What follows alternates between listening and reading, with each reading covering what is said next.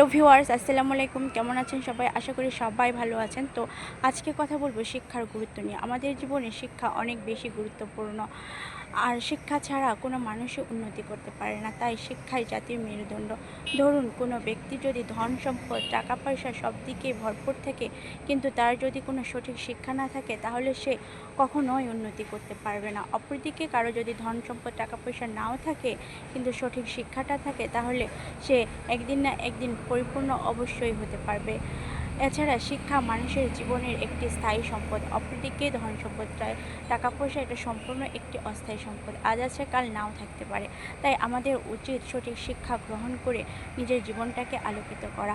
আশা করি আমার এই ভিডিওটি আপনাদের অনেক বেশি ভালো লেগেছে। আমার এই ভিডিওটি যদি কারো বিন্দু পরিমাণ ভালো লেগে থাকে, তাহলে অবশ্যই আমার চ্যানেলটি সাবস্ক্রাইব করে যাবেন, যাতে আপনাদের মাঝে এরকম সুন্দর সুন্দর ভিডিও আপলোড করতে পারি এবং আপনাদেরকে জ্ঞান গর্ব কথা বলতে পারি। আল্লাহ হাফেজ।